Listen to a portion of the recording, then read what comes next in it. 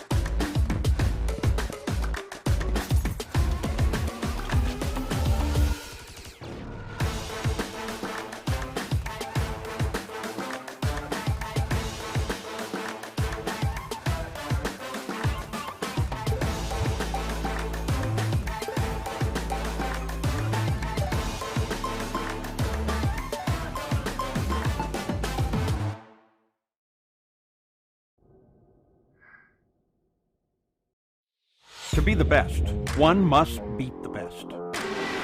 Ovals, road courses, the streets of iconic cities, race after race, the top sim racing IndyCar stars will battle it out. In sim racing, it doesn't get any better than this.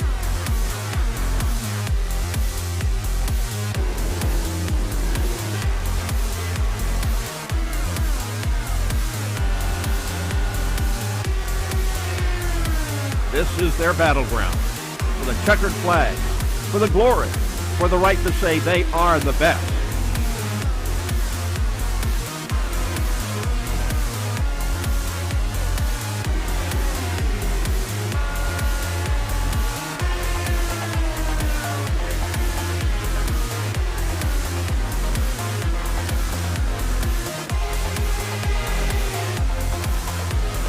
The cars and stars of the Lionheart IndyCar Series, presented by Butt Kicker, are ready to race.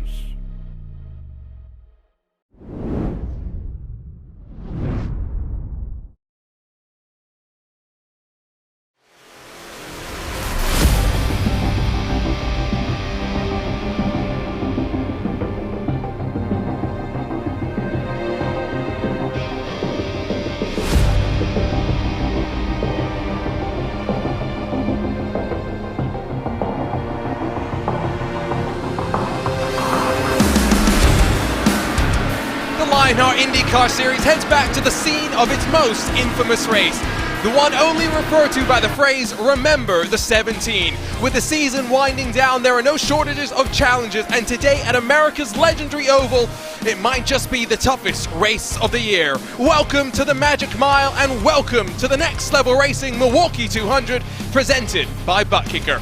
Hello everyone, and welcome back to RaceSpot TV for coverage of your 2022 Lionheart IndyCar Series. My name is Arjuna Kankipati, delighted to be joined alongside in the RaceSpot TV commentary booth by the one and only Adam Crane, and the Lionheart Racing Series is powered by HyperX, makers of premier gaming gear like the legendary ultra-comfortable Cloud line of gaming headsets. Whatever you play, however you play, HyperX knows we're all gamers. For more information on HyperX products, visit hyperx.com. Let's dive straight into our butt kicker pre-race show, and of course coming off the back of a rather intriguing race at the Barber Motorsports Park, which of course saw Philip Kraus run away at the front. We head back-to-back racing, this time at the short oval, the Milwaukee Mile, and Adam, there is perhaps no better disparity of tracks that illustrates the diverse set of challenges that drivers face in American open wheel racing. Hi Arjuna, thank you so much for having me on RaceSpot again. Absolutely, these drivers are going to literally have the opposite challenge here, driving at the Milwaukee International Speedway, going from Barber Motorsports Park, fast flowy road course, to a high-speed oval. Just exactly the kind of challenge that the IndyCar schedule presents, and with this Lionheart IndyCar Series, definitely part of the challenge and joy of running in a series like this. Here's a look at that next level racing schedule with just a handful of races left to go, 3 after this, and they do tend to get a little bit more spread out before that double point showdown. Of course, after this, it's a trip to the Kansas Speedway, a globe-trotting trip around the world to Phillip Island, where we saw a blockbuster race. Last time around, it will play host to the final road course race of the season. We will decide our road champion. And then in the middle of December, all roads, as always in Lionheart competition, will lead to Auto Club, where we will crown Phil Kraus a champion. It is very much a coronation of a couple of races for him. Here's a look at the butt kicker driver standings, and it is now, well, almost 300 points that splits Kraus from those behind. But it's a rookie sweep of the podium, and it is still close. Connor Harrington has jumped in front of Adam Blocker, who will be missing a second consecutive race. But really an opportunity for the likes of Van der Sat and Malechka to shine at a track which really suits their driving styles, Adam. Well, for sure. Both Alex and Robert are fantastic road racers and oval racers, and being from the Power Slide stable, you got to anticipate that there's going to be a little bit of firework here, maybe a little bit of teamwork, but I'm sure once we get down to crunch time, they'll be fighting for the second spot in the championship for sure. And, well, it's been, what now, a year and 10 months of the private label Team Hype at the front of the HyperX Team Championships, and with time running out for Power Slide Adrenaline to close and Adam Blocker missing, like I said, another round, it does look indeed as though the private label Team Hype will defend their championship from 2021. Still close in the battle for third, with Power Slide Ignition trying to latch onto the back of the Synergy Motorsports Silver Team, while a little bit further back, Team Race First have jumped in front of Graphics LPM as those outside of the top 5 continue to fight. But Ascari Autosport, down to just 2 drivers, have a lot of work to do with just 4 races left to play. A look at the butt kicker team standings, and with 3 rookies at the front of the overalls championship, it's no surprise to see something similar here. But let's give a shout out to the likes of Caleb Bensi, Andrew Marquez, and Matthias Kraus, who are even in front, Adam, of someone like Adriano Pinheiro, who has plenty of hype around him, is so experienced in this car, started with 2 pole positions, but he just really struggled to find his footing in this series. Yeah, absolutely fantastic job by those guys. Adriano's pedigree in the IndyCar is really, really well known, given his successes in the Fix Series on the iRacing Official Series. So really great job by those guys being ahead of Adriano. Adriano's going to have to do some work if he wants to actually get some higher level results racing in this series for sure. This is a track where maybe we can expect Adriano to mix things up with strategy, and indeed that might be the story of the race. A look at your Gomez Sim Industry Series details in Season 10 of this Lionheart IndyCar Series. Of course, we're celebrating 9 years of this Lionheart Racing Series. It's been a long road with so many races and so much history, which we always enjoy talking about. We campaigned the latest American open wheel machine, the Dallara IR18, with a custom fixed setup built by RaceSpot's own Andrew Kinsella. And here on the ovals, drivers will get not just the anti-roll bars at the front and the rear of the car, but the weight jacker as well. We'll talk more about that in a few moments' time. Your season champion will walk away with a Gomez Sim Industries Formula Pro Elite rim, as well as a Next Level Racing GT Track cockpit as part of their share of what is over $10,000 in cash and prizes. We pay out double points for our Triple Crown races, with 1 champion to be dethroned in Adam Blocker and 1 champion in the private label Team Hypes looking ready to continue the streak. Let's have a look at your Moser Racing event details, though, as we return to the Magic Mile for the 8th time. It is very much a staple, but it's a tricky old track, and only once has a winner emerged from outside of the top 3, because passing is always difficult. It means strategy plays its ground, especially given that you lose laps under green flag running. Remember the 17, we've got to talk about it. 17 cautions. Yes, it can be a slow toil of a race, but it can also develop close finishes, 600ths the margin back in Season 7. The last winner here was not in Season 8, it was 2021 when Adam Blocker came out on top here. But really, Adam, got me confused there because it's Adam and Adam in the booth. As we look from up above, both sets of the track here cause different challenges, and being proactive with the tools, especially that weight jacker, is going to be oh so important. Absolutely. The balance is going to be very different on these cars between the one half of the track and the other. Turn 1, Turn 2, typically you want to have a faster entry, where Turn 3 and 4 you want to have a faster exit out of 4, down to Turn 1 to make sure that you have a good passing opportunity. You're going to really find that entering 2 and entering 3 and entering 1 are really going to be the prime passing opportunities. But the weight tracker is going to be one of the most important tools these drivers have, other than their own cunning and technical skill in the cars, in order to try to facilitate passes. But the tires and the way that they wear at this track is going to be oh so important to make sure that they have the durability to last a whole run, and the fall off we're expecting here to be reasonably high, given the grip level of the track surface and also the track temperature. So we'll have to see how the drivers manage the tools that they've got during the course of the race. It's not Phil Kraus that sits at the top of practice right now. It's Joshua Chin, who joined late in this practice session. It's a track where we do know that Chin will go fast. Qualifying runs may be attempted by some of our drivers as well. Let's talk very quickly about weather conditions as we get ready to go, because it's a scorching day here at the Milwaukee Mile. 23 degrees in the air, but a toasty 42 degrees on the track. And with the speeds, the loads that will go through those tires, and not a lick of cloud cover, drivers are going to be glad that, Adam, we're racing into the evening here on iRacing Day. Absolutely. iRacing is one of the best sims in that it's got that dynamic weather, so the track temperature will drop as the sun drops down below the horizon and behind the grandstands. We got a wind a little bit gusting out of the west, so that's going to be a crosswind into Turn 1 and a headwind into Turn 3. So the driver's going to have a lot more grip. They're going to have to really manage the race and how they drive the cars entering 3 into 4, and then not too hard and high in that weight jacker entering 1 and through into 2 to make sure that they keep some stability in the rear of the car. In some ways, short tracks, I think, are easier for road course people to get up to speed with, just because it's more demanding. And I always say the easiest oval for a road course driver to get to grips with is the Indianapolis Motor Speedway. You compare it to somewhere like Homestead, for example, where this Lionheart IndyCar Series traditionally starts its campaign. Adam, it's a very different kettle of fish. Absolutely. The track at Homestead's got high banking, different levels of banking in turns 1 and 2 and 3 and 4, but this isn't all that dissimilar in that you really have to use the momentum of the car, a little bit of braking in order to get the car wound up so that you still have a little bit of front grip entering 1 and entering 3. So it'll definitely be an interesting challenge, but the transition from road course to oval is quite a bit easier here. Another track similar is Gateway, which we know the real-life IndyCar drivers who are experienced on the road courses tend to do well at.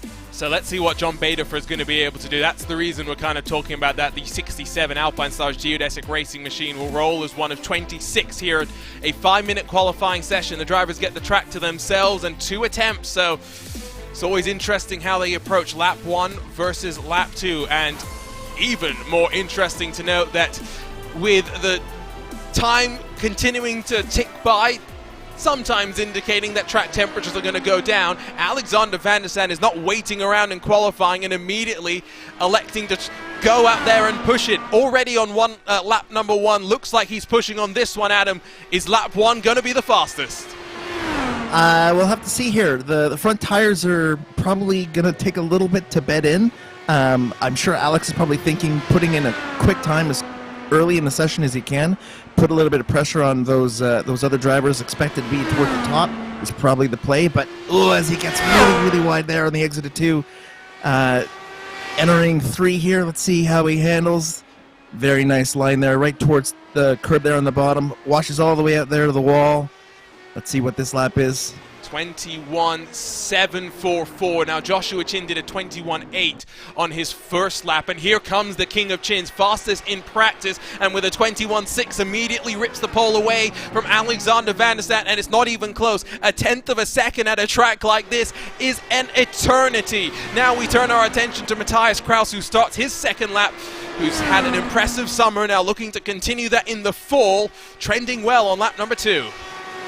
Yeah, I've raced Matthias a lot. He's quite a skilled competitor, so it's really cool to see him running in this series, despite being in Germany. So drivers are all over the place as far as time zones. He comes across the line with really good lap there to pop in a P2. So now we see if anyone can best the king of chins. It might be Philip Kraus, who has been on a run of form in 2022 that is miraculous. It's hard to describe just how impervious to bad luck Kraus has been in this campaign, Adam. Very Verstappen-esque, given how the F1 season has gone this year.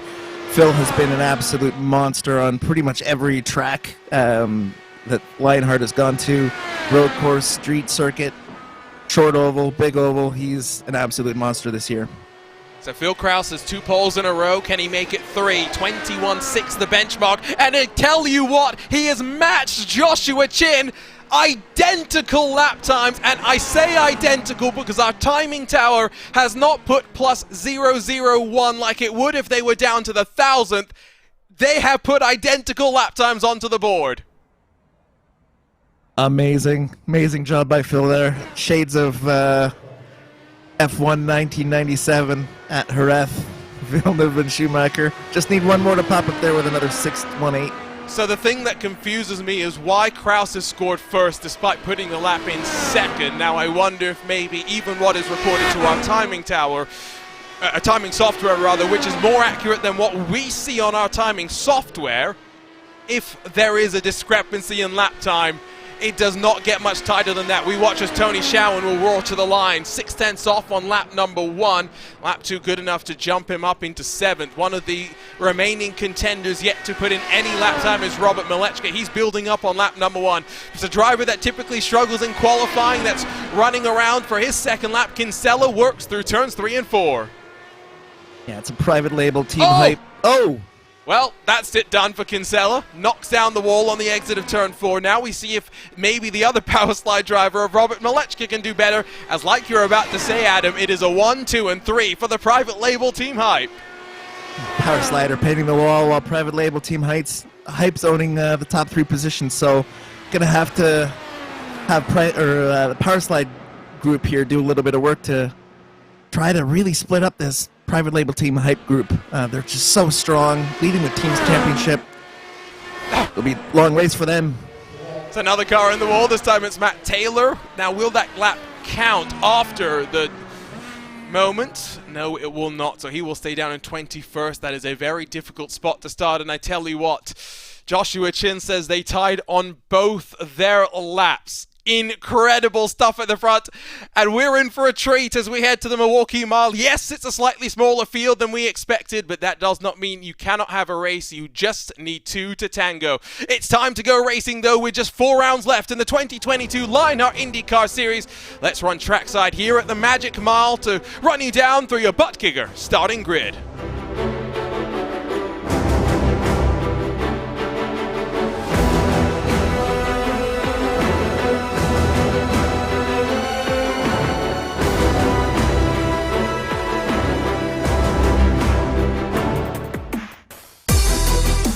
And it is a 3rd pole in a row for Philip Kraus with a 21.618. My word, the margin is not defined between him and his teammate Joshua Chin, who will line up on his outside and is a private label team hype 1, 2, and 3 with the yellow number 88 of Jason Brophy starting inside of Matthias Kraus, who continues a Great run of form as he starts on the outside of row 2. The best of the power slide drivers, Malechka in 5th with Marquez for company, while Alexander Van der Sant rolls from 7th in the 96, Brian Beard on the outside of row 4. It'll be Tony Schowen in the 31 car for power slide ignition. Mike Grigney completes the top 10 with John Bader for 11th in qualifying. Not the worst spot for him to start in, but he will be thrown straight into the thick of the action. Caleb Bensi to his right-hand side. Stefan Larkamp and Ron Hacker row 7 with 15th seeing Bradley Sexton. Mitchell Riggs in the Ascari Autosport 09 in 16th spot. Kinsella's qualifying struggles continue. He's got plenty of work to do in the race. Adriano Pinheiro will start alongside two strong contenders here on short track racing with Kite Bombers back in Tyler Graf, bookending the top 20. Row 11 sees Matt Taylor unable to complete the second lap after knocking down the wall. You'll see Adam Frazier with him, the final cars, with lap times on the board. Lionel Calisto and Luis Gonzalez Nunez may be thinking discretion the better part of valor, while Brian Carey and Alex Guyon have end-of-line penalties. They would have been starting from the back anyway. It is just 26 cars, tied as the second smallest field that we've seen here in season history. We had 26 back in 2021 as well. Well, the field will begin to roll for their formation laps, and of course crucial to get temperature into your tires. We'll run you down through your featured onboard cameras though as we work around the Magic Mile, starting with Brian Beard, who carries your Next Level Racing onboard camera. Take your racing to the next level. Visit nextlevelracing.com.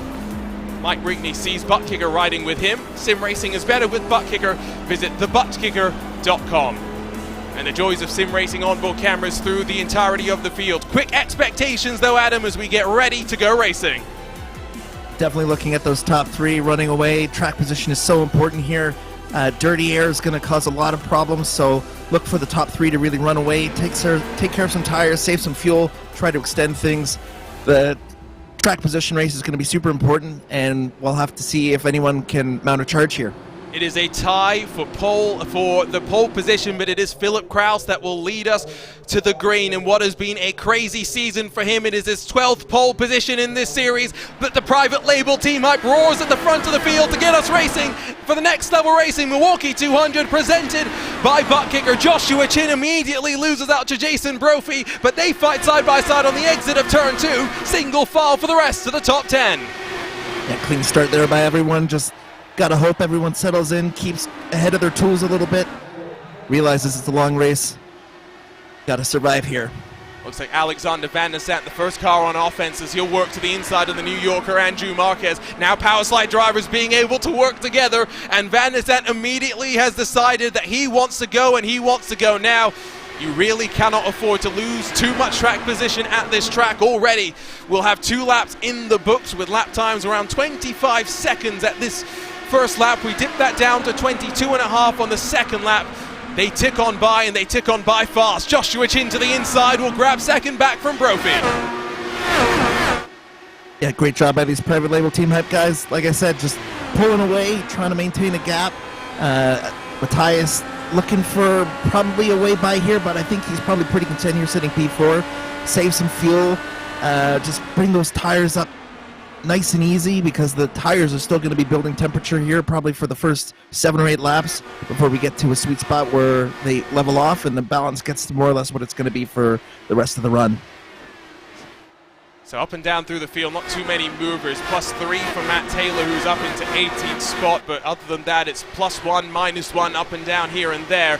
Pinheiro, surprisingly, maybe the biggest loser. He's -4, maybe just being a little bit tentative at this point through the race. Of course, with a fixed setup competition, very different to how you'd race it in open setups, just because of the fact that the setup itself is built differently for how you use the in-car tools, and that's not spoken about enough, Adam, the way that the top teams dial in-car adjustments to their setups.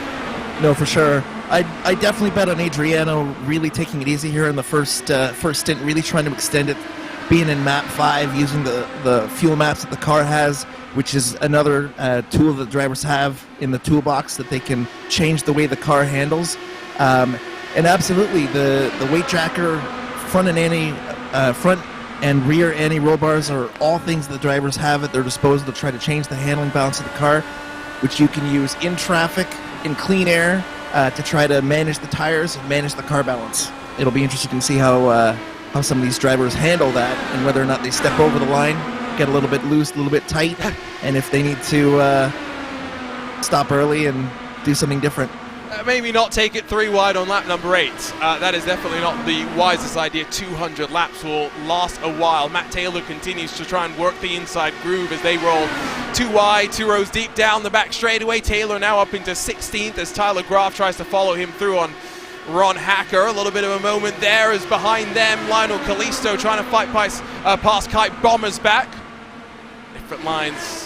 At least for the time being, it's the inside groove that dominates. At the front of the field, though, it is clean sailing for Phil Kraus, who is 9/10 clear of his teammate Joshua Chin. And really, there are big gaps that have grown between all 3 of the private label team hype cars, maybe just trying to manage this phase of the race.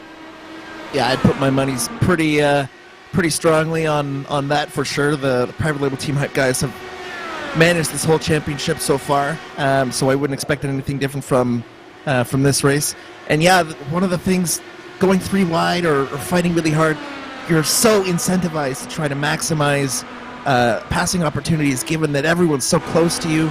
So definitely you have to manage that desire and not try to bite too hard at that carrot, seeing that it's so close in front of you. Definitely a mental game at this track as well, being so close to other cars and not trying to use up all your resources in your tires or fuel, trying to get around people. Adriano Pinheiro trying to stop the backwards momentum as he'll now fight with Lionel Kalisto. This outside of the top 20. In front of them, you got Ron Hacker, Adam Frazier's behind and popping out to take advantage, potentially Ron Hacker, but Pinheiro will grab 21st for the time being. These drivers now already almost half a lap adrift from your race leaders as Ron Hacker, I'm not sure what's happened to him, but he's rolling to pit lane.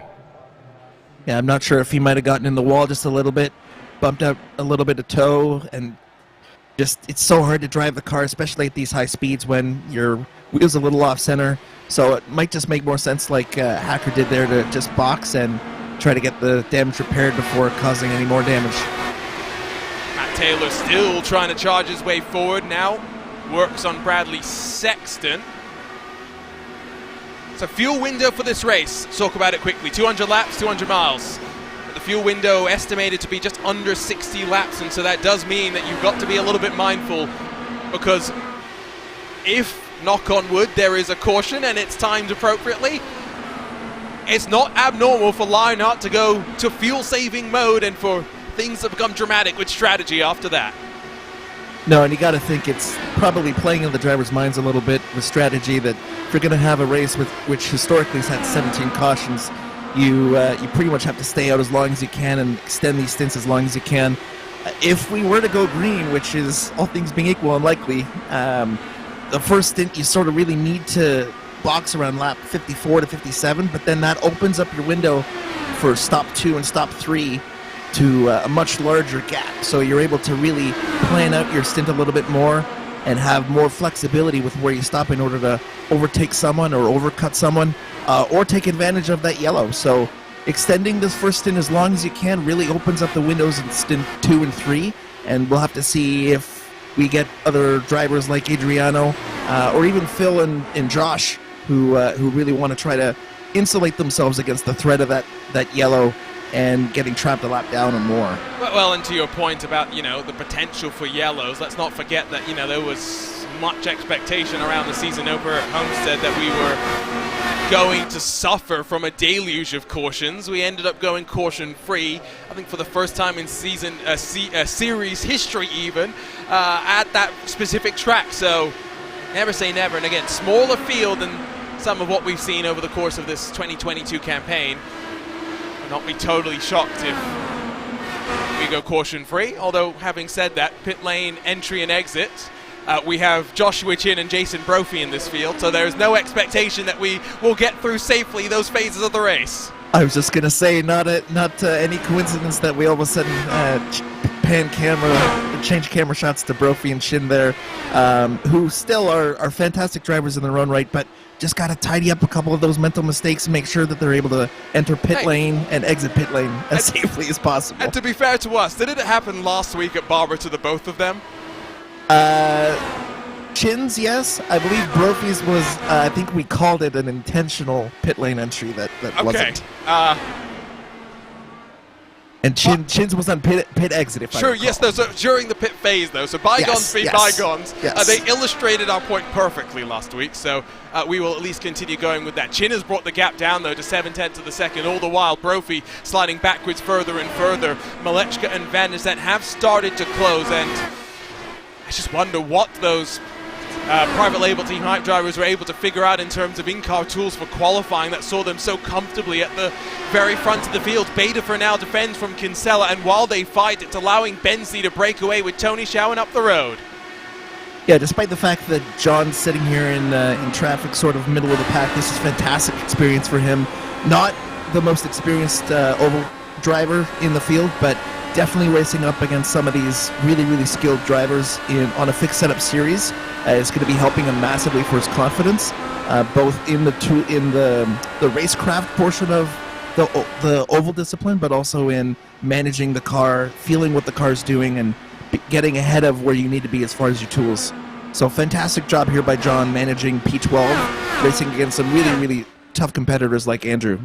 Yeah, no, when you've got a veteran like Kinsella behind you, it shows that Betafer is picking this up pretty quickly. Kinsella is making his 130th Lionheart IndyCar career start, and while you think, yes, that's a lot, it's actually not the most. 159 is the most in series history. Tony Schowen is getting close to that one. In 5 races after this, so at the start of 2023, he will hit 160 if he continues.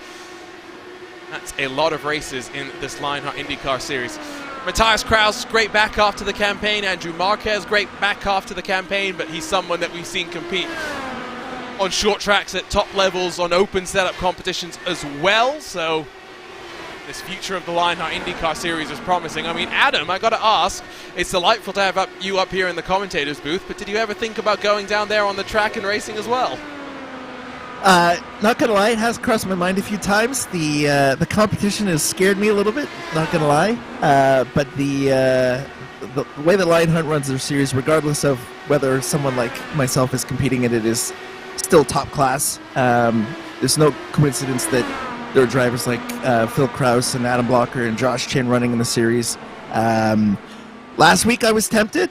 I even offered to run it for some entertainment purposes to give Phil a little bit of a run for his money, since I consider myself kind of a prolific barber driver. It's one of my favorite courses on the circuit, but thought that I could be more use up here with you, so happy to be up here in the booth regardless. Yeah, no, I definitely needed some company for that one last week. It turned out it was a good call because of just how crazy and chaotic that one was.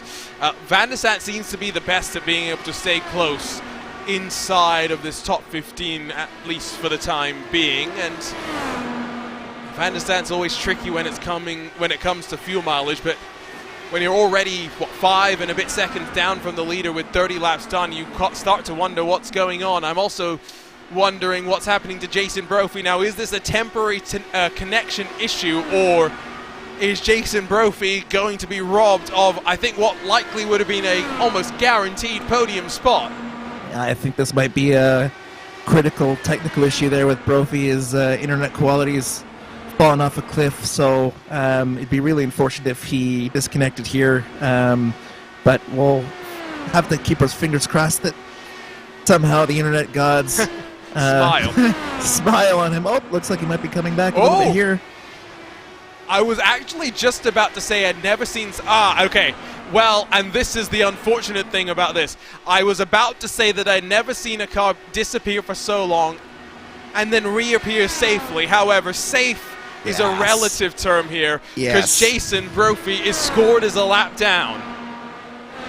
Just one of those things in the internet world, racing online from all over the world, different places. The iRacing gods have saved his car, but not saved his position on the scoring pylon. As you said, scored a lap down here, the first car lap down. Maybe this is an opportunity for him to ask for some team tactics and see if Phil can't give him his lap back. Oh, since he's so close. See, now that actually is not the worst call in the world.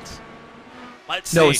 especially since Phil. I mean, we're only 34 laps into this race in this stint, but Phil's already almost little lap over 3 traffic. seconds behind lap traffic, and the balance of the car in clean air versus behind lap traffic is completely different.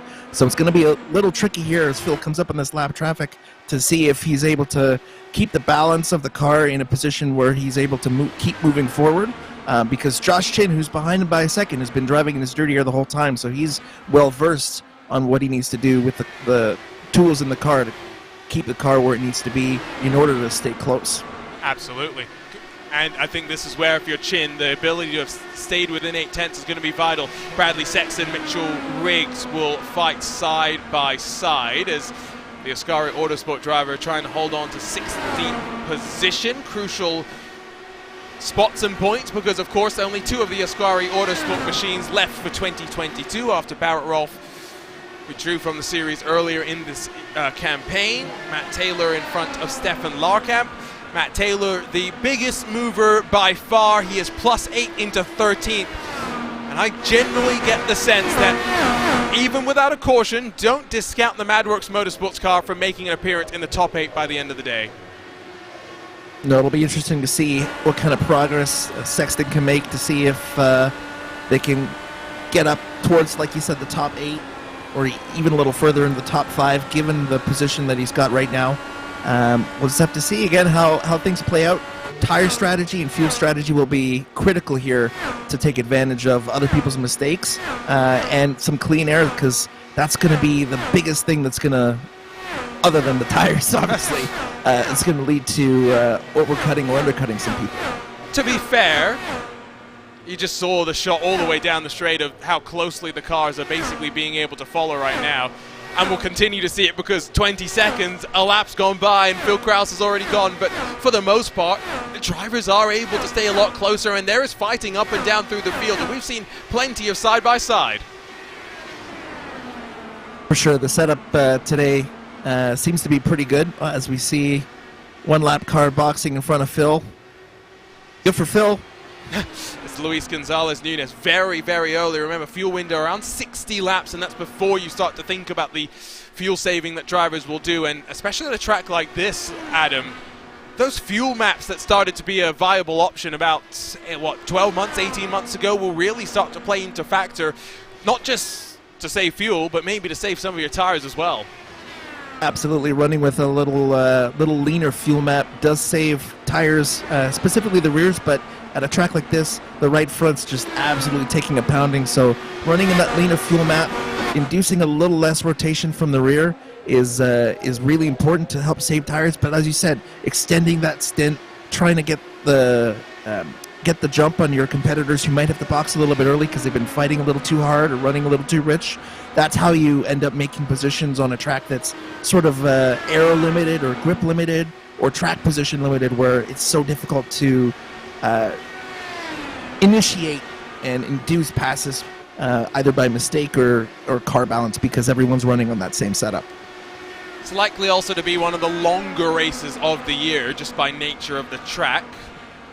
We're likely to go closer to an hour and a quarter, maybe even an hour and 25 minutes.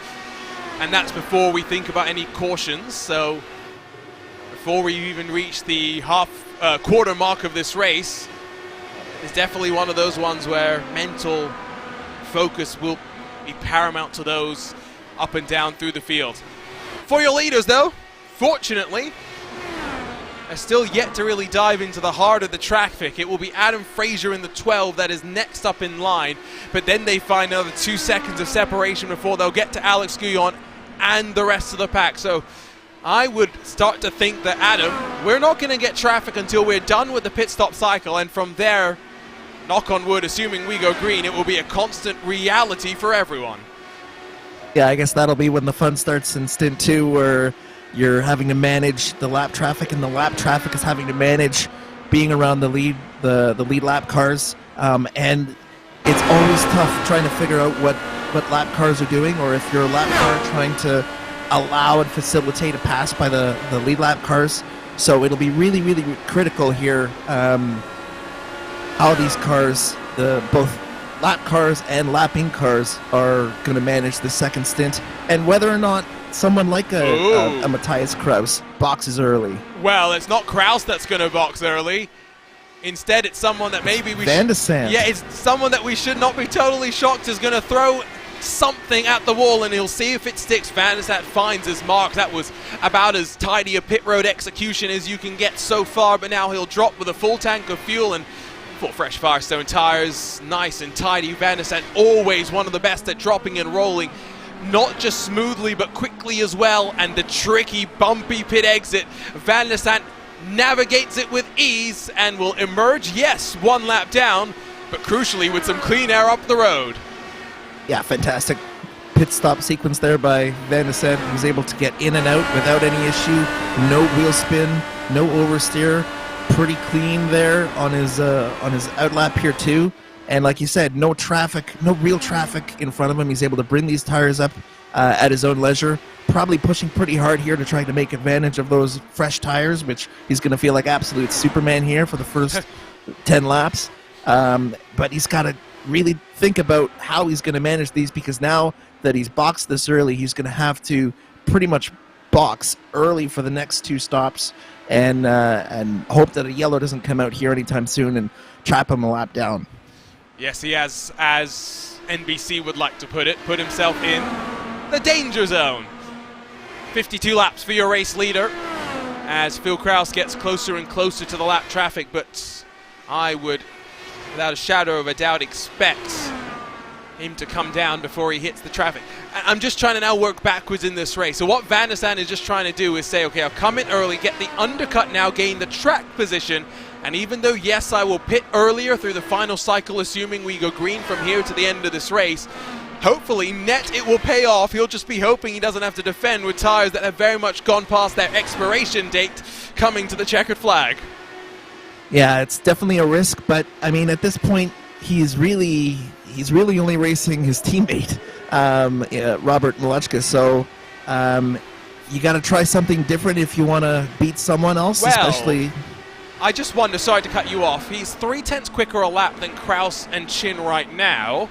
I just wonder if he'll eat into the lead of those guys, because he's 5 laps into his run. Hypothetically, he's already closed 1.5 seconds to Joshua Chin, which leaves him well and truly within striking distance by the time we get to the pit window.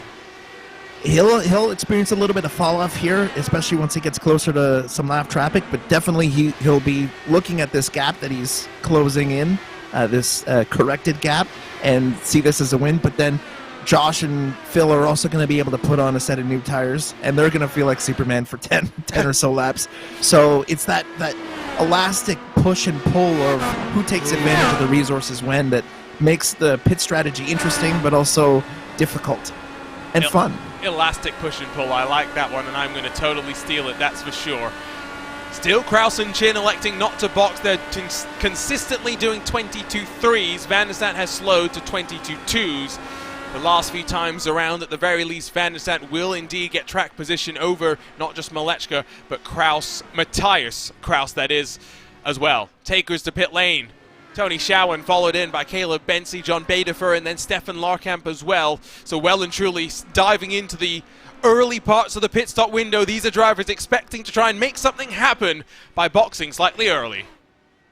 Yeah, this is sort of what we expected if you're sort of mid-pack or even just sort of infringing on the top 10. You're going to want to try something different, because if you do the same thing that your opponent does, you're likely doomed to remain in the exact same spot. So fantastic. Look at this pit exit here with 3 cars battling. This is exactly where you want to be, trying to maximize these tires. Whoa! Tony Schowen realized that the low line's not where he wanted to be, and John Badefer might gap. Caleb Bensi as well on the run down into turn number 1. My word, what a run-through pit exit that was. And whoa, we got a spinner. Caleb Bensi through the pit stop cycle, smacks the wall and brings out the caution. We only have 8 laps, 8 drivers, not scored on the lead lap. Drivers were mid-pit cycle. This changes everything. Absolutely everything. Not what you wanted to see if you were a car that just boxed. So tough. You want to try to do something different, but at a track where you end up going a lap down if you box early. Just so tough. Such a tough call. Well, we will see plenty of drivers down on pit lane right now.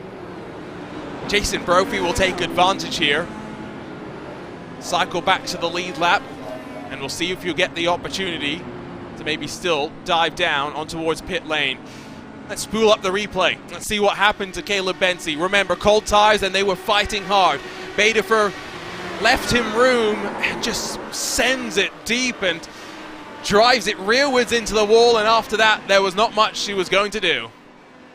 Yeah, I suspect that's probably a combination of cold tires and a little bit of extra steering angle. Turn 1 is so difficult, especially when you're coming at a wider angle when you've got a car to your inside. You end up having to add a lot of extra wheel in order to get the car rotated, and I think he just lost the rear and backed himself into the wall. Just so tough on cold tires.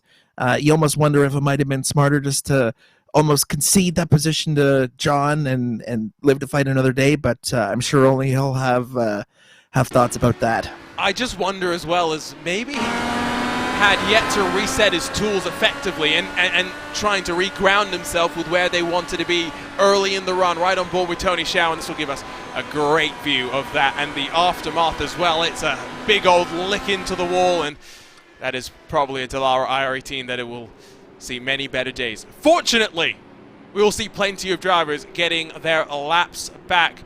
Jason Brophy, unfortunately, will not be one of them, I do believe, because as he rolls to pit lane, he will go back 1 lap down. We should still have a full complement of 19 drivers on the lead lap once we finish this wave around process. Yeah, Jason needed a box. He hadn't pit yet, so he would have run out of fuel otherwise because we were at the tail end of the green flag pit stop window. So again, unfortunate for anyone that was a lap down that hadn't boxed because they were scuppered. They needed a box anyways. And yeah, like you said, we're going to get some lap cars here at the tail end of the lead lap now that Phil is boxed, who are going to be able to get their lap back, but they'll be off sequence on fuel, so they'll need to box earlier in the next stint, and they'll also be behind on tires, so it'll be tough for them to really move their way through the field, but not impossible. And as we know, yellows breed yellows, so maybe there might be a little bit more. You can't say that right now. No? Remember the 17. We don't talk Fair about enough. We don't talk about what breeds what. It hurts the worst, of course, for Alexander Van der Zandt because he's 14 laps into his run effectively. I have no doubt that he's going to be looking backwards rather than forwards. You know who gains the most here? It's those that had stayed out the longest. It includes Mike Rigney, Mitchell Riggs, Adriano Pinheiro, and Kite Bommersback, who cycle up into the top 7. And now, with track position equal with the leaders on strategy, it does not get much luckier than that. The lights do look to be off on the iRacing pace car, so we're getting ready to go racing. 1 caution so far. It took more than a quarter of the race before our pace car driver Benny was required out on track. It will still be a private label, Team Hype 1 and 2. Matthias Kraus behind, and then Rigney and company that took advantage. Back underway for this next level racing, Milwaukee 200, presented by Butt Kicker, and it's a great start at the front of the field for the private label duo who coordinate to start to stretch out the advantage at the front of the field. Already, though, it will be Van der Zandt feeling the pressure as Jason Brophy, slightly out of position, has caused chaos on the restart. Yeah, it'll be interesting, just like the start of the first stint, whether or not people can really restrain themselves a little bit, given that they've got all these cars, and it's the best time to make up spots in track position. Everyone would have seen more or less where they sort of sat as far as gap to the leader after the first stint, so trying to make up spots here is that delicate balance between using your resources, managing your gaps to the cars around you, but also trying to take advantage of the situation and move forward. And trying to work with lap traffic. Brian Carey said, no more, thank you, and got out of the way. Kite Bommersback, Adriano Pinheiro, side by side on the exit of turn 2. The Brazilian almost up into the wall, but uses the momentum and the ramp off the corner to hold on to 6th for the time being. Already 9/10 separate second from third. private label team hype cars at the front of the field, stretching their legs and extending their advantage at the front.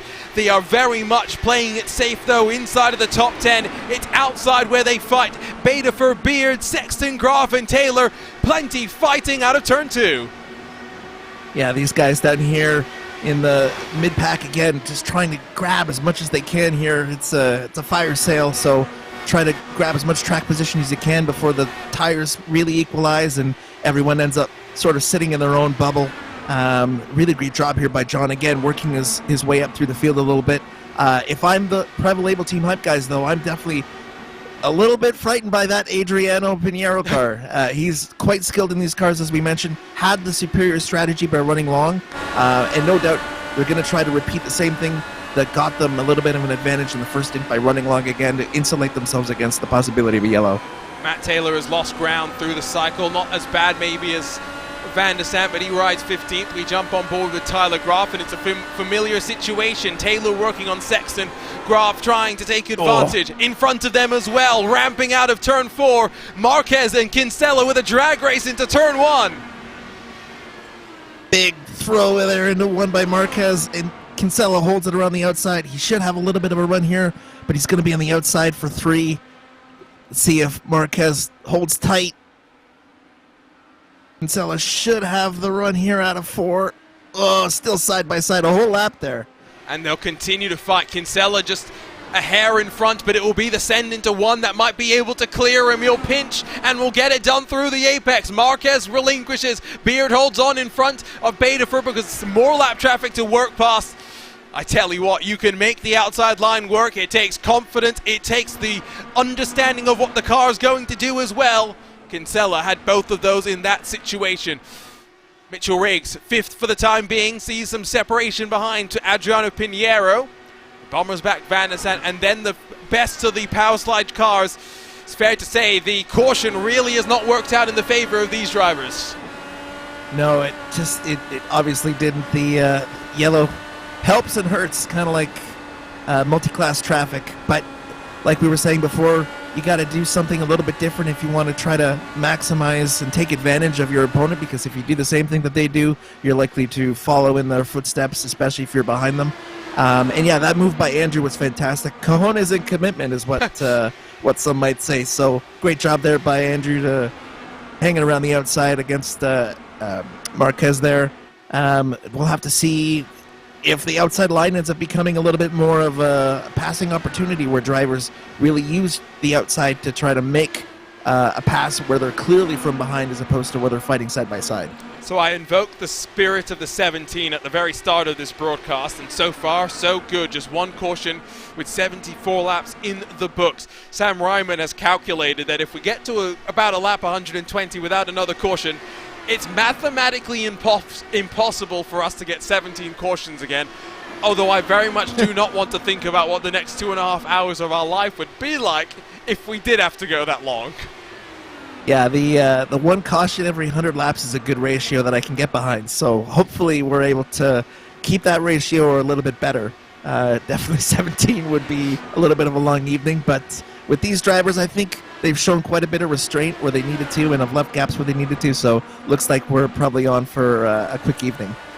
Alexander Van der Sant working on the back of Kite Bombers back in that Ascari Autosport. Number 37, of course, Van der Sant with the oldest of the tires through the field. 29 laps, yes, a caution to interject itself into the mix, but you can see just how difficult it is even for someone who's run up the front versus someone who's taken advantage of the strategy call. Van der Sant still trying to send it though into turn 1. Yeah, he's just not going to have the run here on Bombers back. He's going to have to figure out a way to set this pass up a little bit, which is something you really can do at a track like Milwaukee, where you've got a little bit of braking. You got to fake your opponent out a little bit, put them in a little bit of a compromising spot, make them work their materials a little bit harder than you, try to take advantage of a mistake. Oh,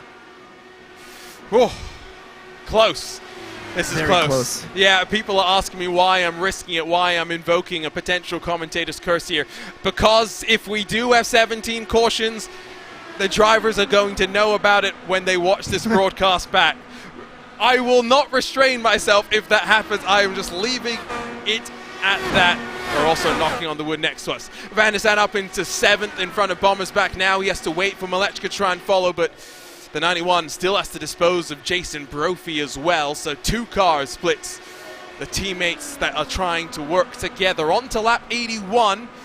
Already 20 laps into the run for the likes of Phil Kraus. Halfway through the run if you're Alexander Van der Sande. Yeah, that play by Bombersback was really smart there. He knew Alexander was just going to keep fighting him, trying to get around him. So better off just accept that you're more likely to get involved in a collision and just save time. This racing is all about the amount of time that you lose or gain by fighting other cars. So fall back in line, try to minimize your time loss, and you'll end up with a pretty decent spot there at the end.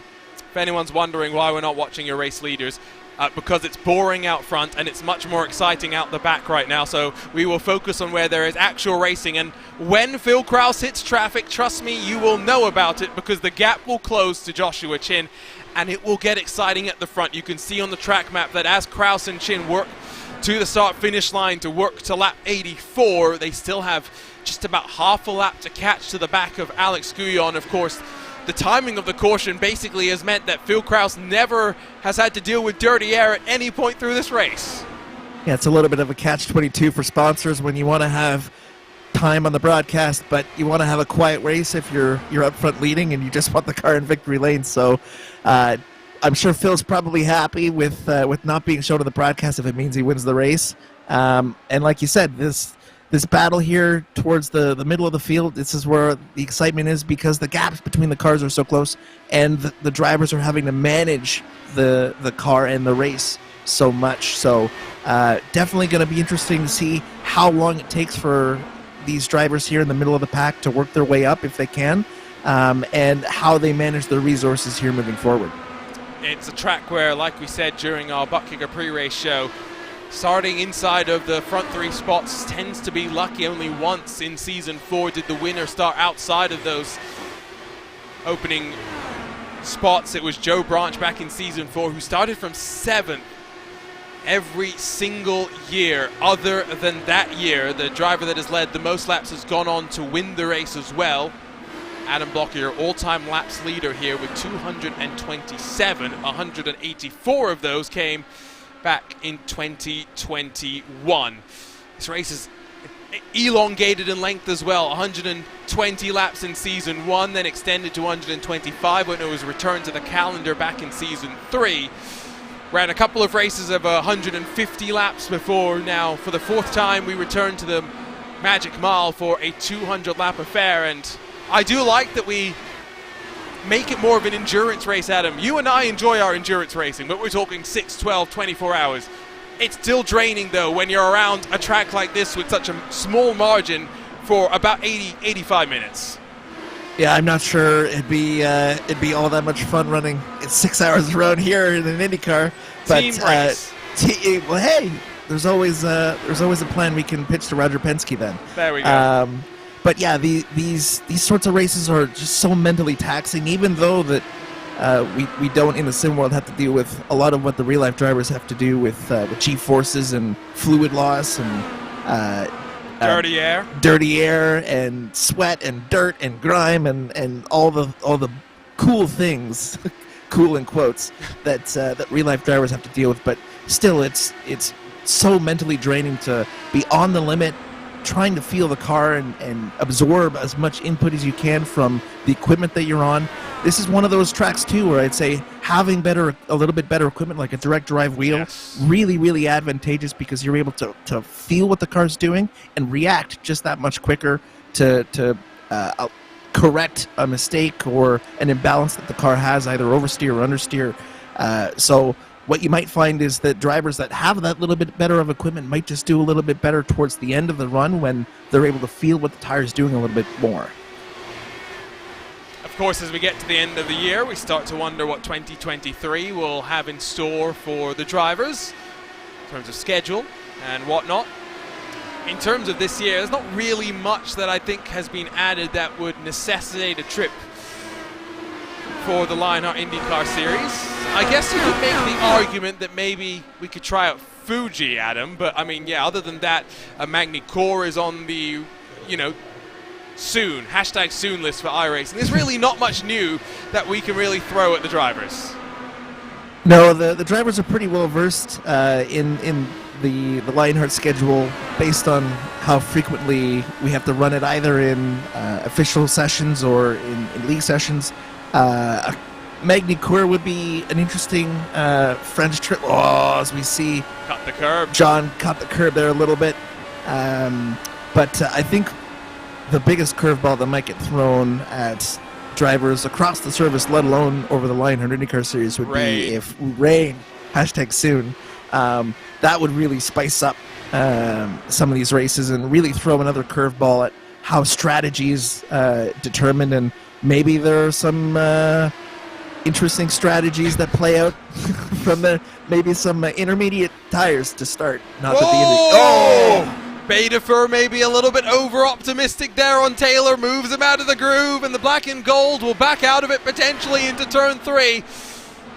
There is looking for a gap, and then there is going for a gap, and Jason Brophy is the perfect pick. I know, John Betafer will grab 13th spot. What a sequence that was, but it all started with the optimistic look to the inside by Betafer.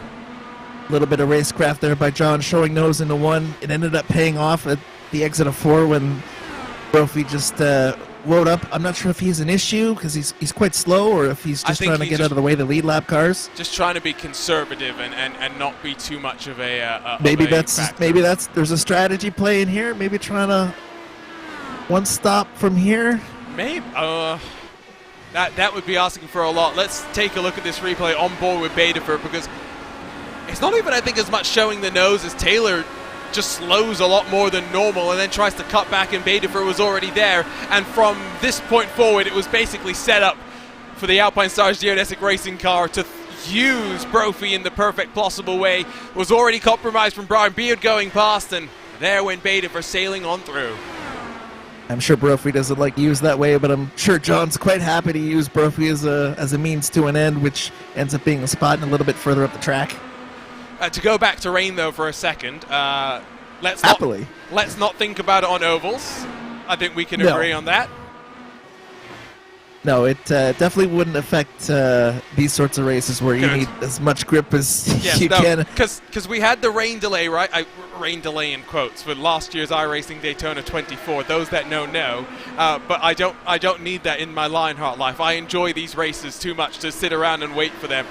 When it comes to road courses, though, I think it's interesting. Last year we added, of course, the element of the compounds, right? Primary and alternates for the first time in iRacing IndyCar history. Now, if we add rain, we talk about how the compounds play out there as well, and how it changes the situation. If the race starts dry, you have to use both compounds, but midway through the race, it starts raining, so suddenly that's not a regulation, a requirement that you have to fulfill anymore. There's so many permutations to think about, and you will really start to wonder where your weather forecasters are, because you will need all the help you can get. Absolutely. It sounds like iRacing's rain model is going to be pretty in-depth as well, where we've got the ability to look at rain forecasts and weather radar on the spot. But it'll be just another one of those things that the driver has to manage in the cockpit, unless they've got the advantage of having a spotter or an engineer who's working side by side with them over comms. But then that's a lot of pressure on the engineer to make the call. Typically what you find is drivers are pretty selfish and so want to make the call themselves. But you got to have another level of mental bandwidth in order to really have the capacity to look at all the different variables and facets of a race and make a call about tires or pit strategy. So it'll be interesting how drivers respond to that. Matt Taylor back past John Betafer, so they're not done just for the time being. Andrew Kinsella has gone and past Kite Bombers back, so now on the back of his Powerslide teammate, Robert Milechka.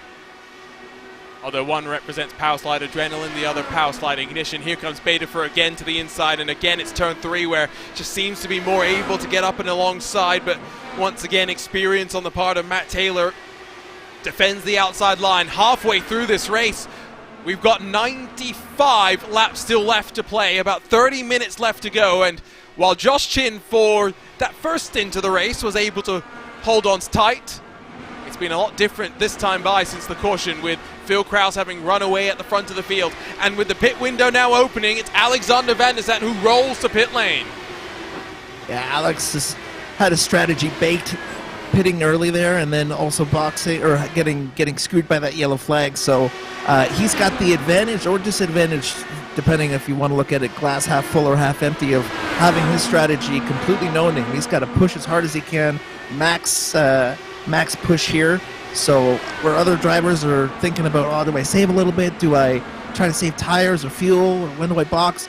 Alex Van der Zandt's just got to push as hard as he can, qualifying laps as much as he can, and overtake as many cars as he can in order to work his way up back towards the front and in a decent finishing position. Another couple of cars that have been locked side by side for over a lap now as Bommersbach and Marquez squabble on the final couple of spots inside the top 10. Kinsella has already built up a 1.4 second advantage, so as much fun as it is to watch them fight, surely they recognize how much time they're bleeding as well relative to those that maybe they would like to continue tussling with.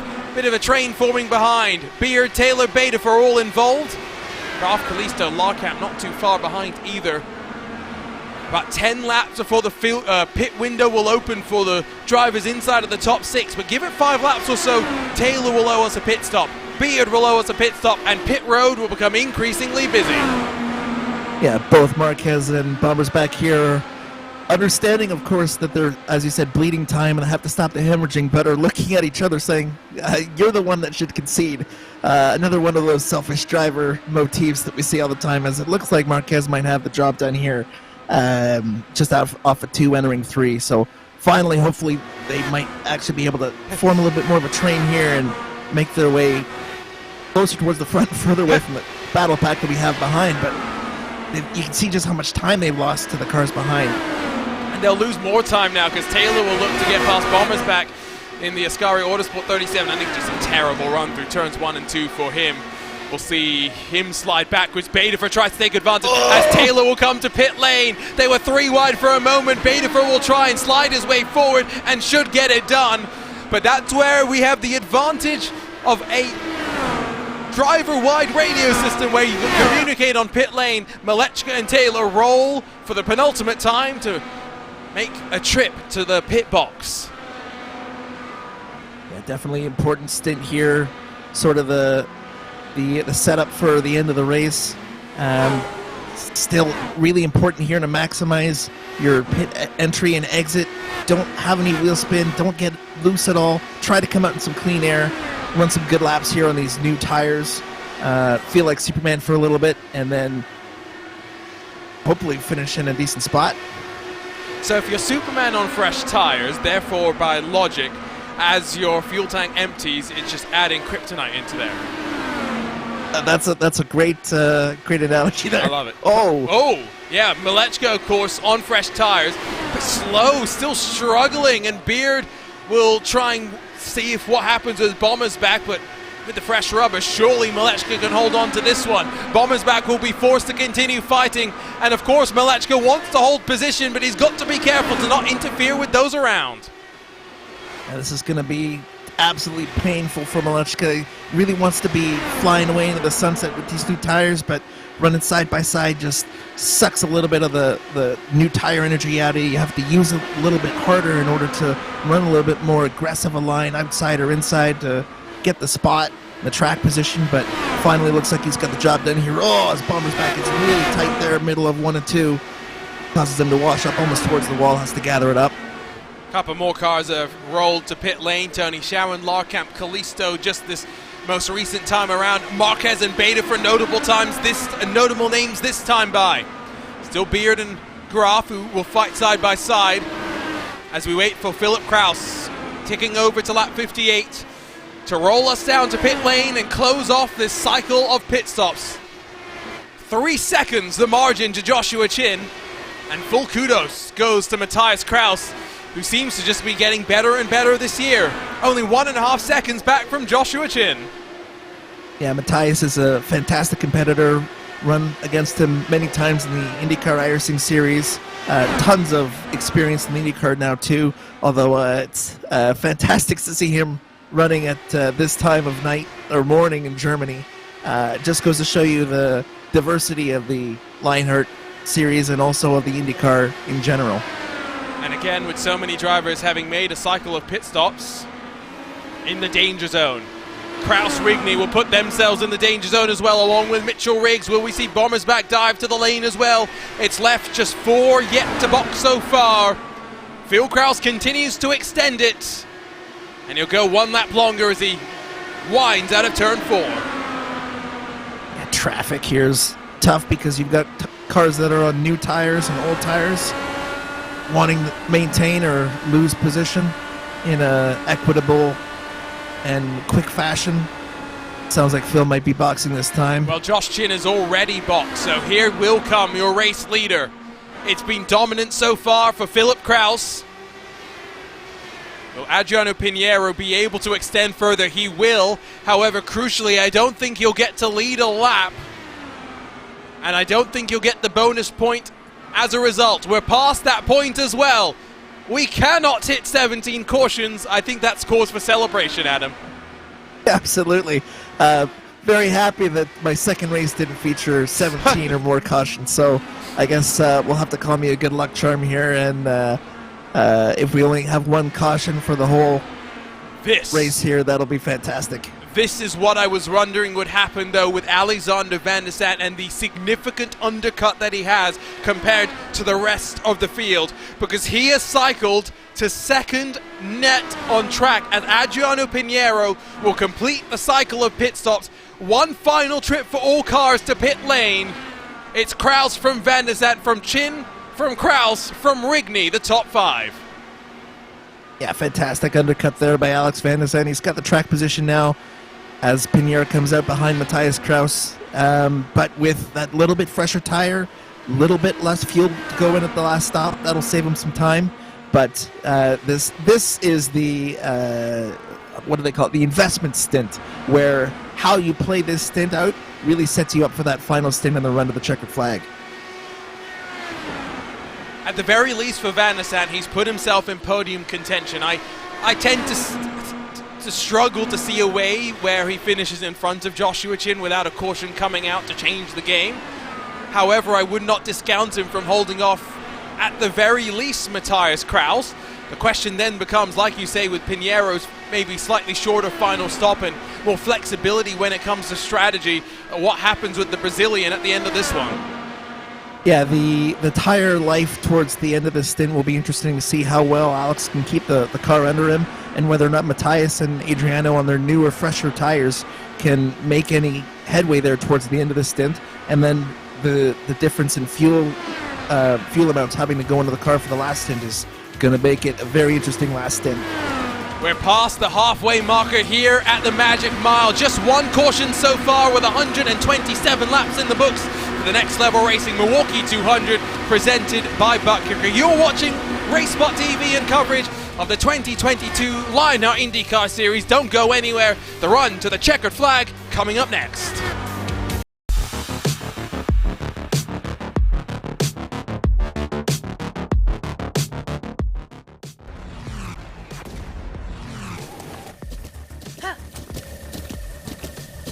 With the Buttkicker Gamer 2, what you see and what you hear is what you feel. Buttkicker, the future is feeling.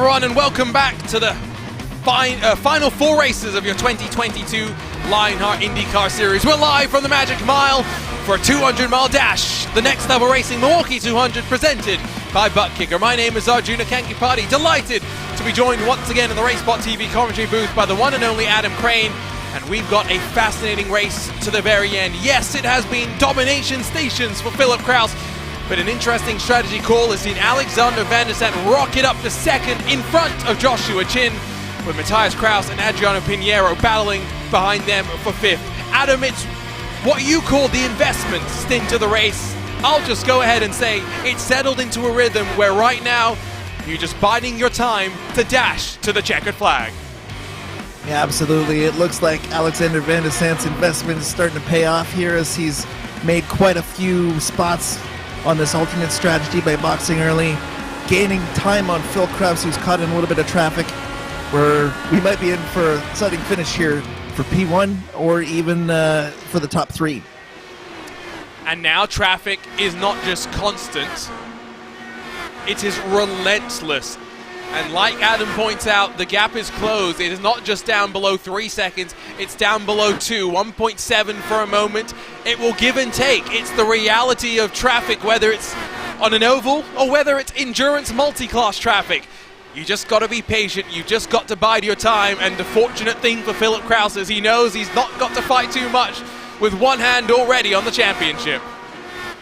No, he's got some time and points to burn. That's a fantastic easy mentally position to be in. Still sitting with a little under 2 seconds of a gap here to Alex Van der Sant. But man, these lap cars are not going to be making it easy for Phil, knowing just how important being on the lead lap is, especially with another sequence of pit stops coming up here shortly, and the potential for definitely not a yellow reasonably high.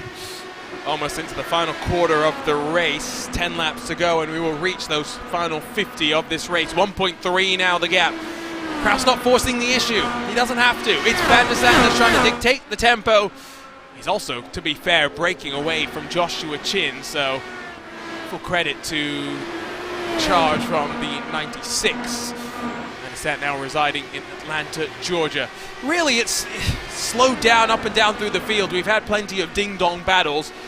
The likes of Matt Taylor have been impressive, but no longer one of the hardest chargers, not just because of strategy calls, but even Lionel Kalisto has come on strong in the mid-phase of this race. He's plus 11 to jump in front of the Madworks Motorsports number 8.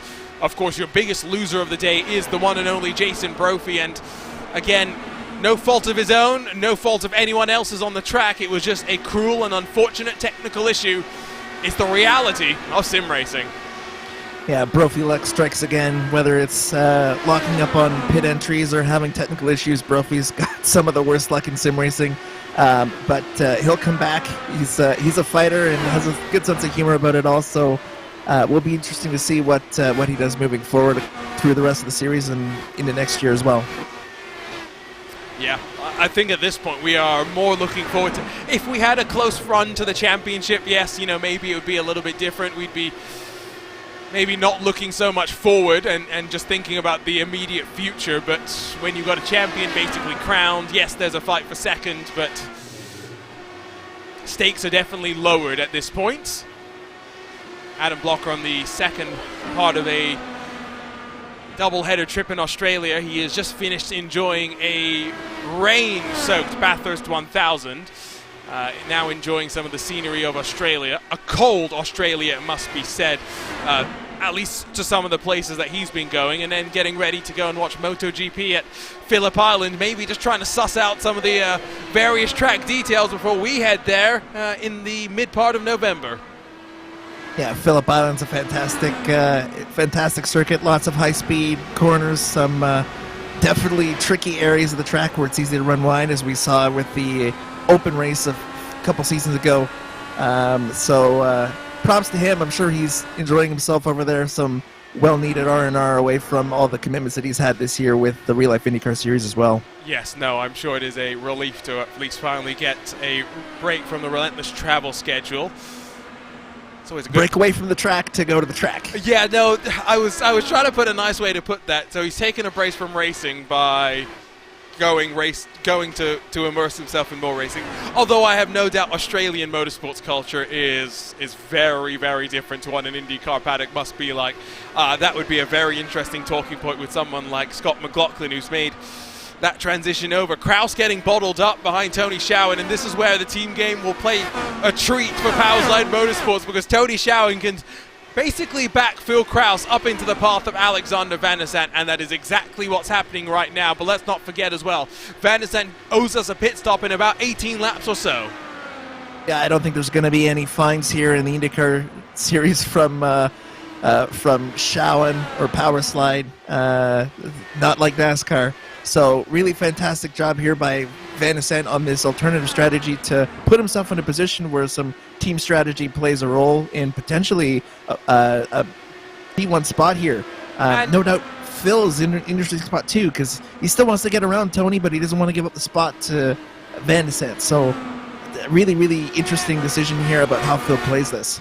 And I think maybe it's unfair to say that Tony's like intentionally slowing them down right now. No, he's running his race. Right. He's entitled to be exactly where he is. No, and to that point, right, Joshua Chin has been unable to close to the same degree that Alexander Van der Zandt has been able to. This is where it got a little bit more dicey in towards turn one. Tony Schowen gets the message and says, all right, just go.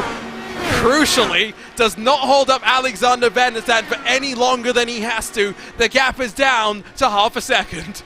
Yeah, he definitely wasn't doing anything to intentionally hold Phil up, but definitely didn't want to hold up Alex Van der Zandt at all, and moved out of the way pretty quickly for his teammate there at a 2. So what this did do was, as we said, bring this elastic gap. Oh, Matt Taylor, sorry. A very early call to dive down to pit lane, but he's within the fuel window, and I think he's trying what I'm going to dub Van der Zandt. He is going to try an almighty undercut to see how it sticks. And I like it for one reason and one alone, Adam. You are tire limited in pit lane. You are not limited by how much fuel is going in the car. You are limited by how much time it takes for the mechanics to replace the Firestone rubber on a Dallara IR18. It's an aggressive strategy for sure. I mean, you're in a position towards the end of this race where you got to do something different. And if being aggressive on tire strategy and pit strategy nets you a few spots like it did Van der Zandt, then for sure we'll be calling it the VDS strategy. Mike Rigney trying to fend off Malechka, who was not as bold as his teammate Van der Zandt, but just struggled in a way that Van der Zandt has been able to just break out of the struggle. Not entirely clear in this battle for 7th, but by the time they're to the apex and the midpoint of turns 1 and 2 should be done, and now Malechka will work on closing an 8-10 deficit to the Ascari Autosport 09 of Mitchell Riggs. 6/10 is now the gap at the front of the field, so starting to stagnate very slightly. Remember, a 15-lap buffer and stagger between these drivers in terms of tires. Van der Zandt is well and truly hitting the wall, so I put to you, Adam, why not pit early and make your final stint 40 laps, relieve some of the pain at the end of this run? If you're Van der Zandt, you're absolutely thinking, well, your strategy's baked anyways about the earliest you can box, and it works so well the first time, you got to be thinking about how it can work here for this final stint. But then the question is, if you're Phil, do you really take the risk of losing the track position that you lost in the second stint to Van der Zandt and box the lap after to try to minimize the damage? One of the tenets of racing is you got to know who you're racing, and if Phil ends up staying up too late, he might end up being behind Van der Zandt after the end of the pit stop sequence.